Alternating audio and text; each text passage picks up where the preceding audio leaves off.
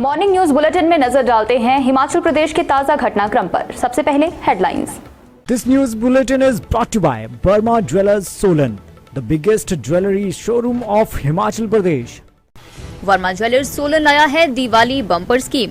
योजना से संबंधित कोई भी जानकारी लेने के लिए आप 8091833454 नंबर पर संपर्क कर सकते हैं। इन दफ्तरों में जीन्स टी शर्ट पहनना वर्जित, आदेश न मानने पर होगी कार्रवाई। एलपीजी घरेलू उपभोक्ताओं को करवानी होगी सुरक्षा जांच, चुकाने होंगे इतने रुपए। अब एसएमसी शिक्षकों को भी मिलेगा छुट्टियों का वेतन, नवंबर के पहले सप्ताह तक होगी अदायगी। देवताओं को मिले नए टेंट, अग्निकांड के बाद जल गए थे शिविर। अब समाचार विस्तार से। हिमाचल प्रदेश सचिवालय समेत सरकारी दफ्तरों में अधिकारी और कर्मचारी अगर जीन्स टी शर्ट या अन्य गैर फॉर्मल कपड़ों में आए तो उनके खिलाफ अनुशासनात्मक कार्रवाई की जाएगी। प्रदेश हाईकोर्ट और अन्य अदालतों में भी अधिकारियों और कर्मचारियों को फॉर्मल ड्रेस पहनकर ही जाना होगा। इसके अलावा चतुर्थ श्रेणी कर्मचारियों को वर्दी पहनकर ही कार्यालय में आना होगा। प्रधान सचिव सामान्य प्रशासन भरत खेड़ा ने इस संबंध में एक सर्कुलर जारी किया है। सर्कुलर में स्पष्ट किया गया है कि प्रदेश उच्च न्यायालय ने वर्ष 2017 में इस संबंध में निर्देश जारी किए थे। उसके बाद कार्मिक विभाग ने सभी विभागों को दिशा निर्देश तैयार कर जारी किए थे, जिसमें ड्रेस कोड के बारे में जानकारी दी गई थी।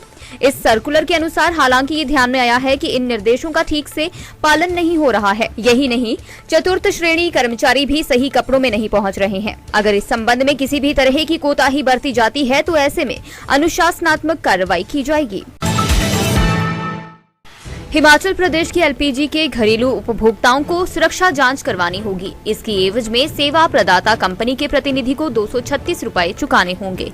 सुरक्षा जांच में प्रतिनिधि ऐप के जरिए मानकों की जांच पड़ताल करेंगे और उपभोक्ता को जागरूक करेंगे।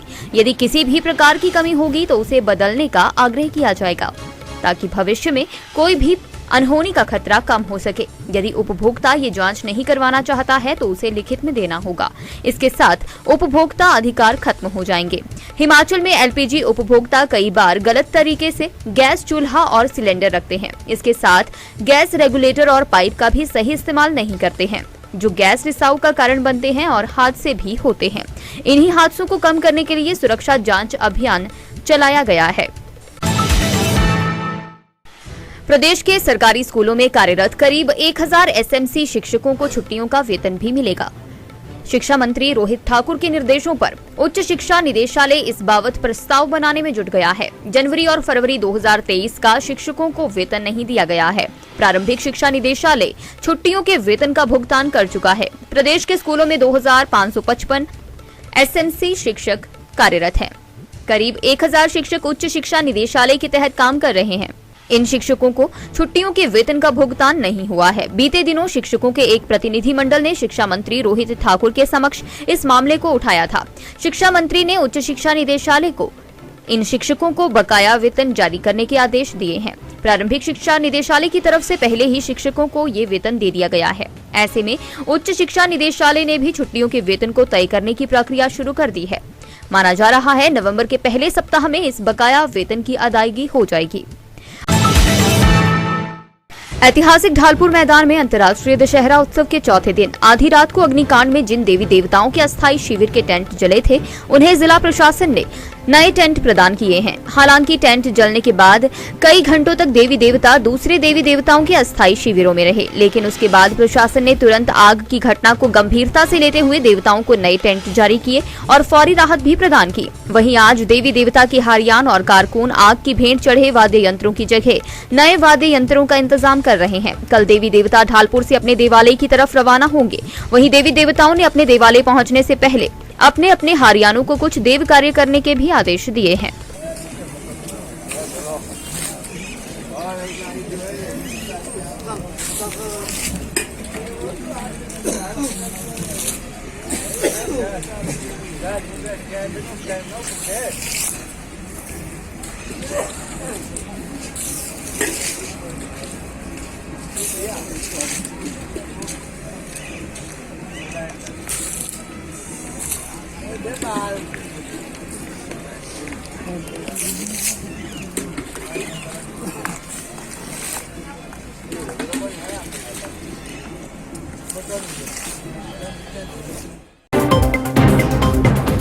मॉर्निंग न्यूज बुलेटिन में बस इतना ही। बने रहिए दिव्य हिमाचल टीवी के साथ।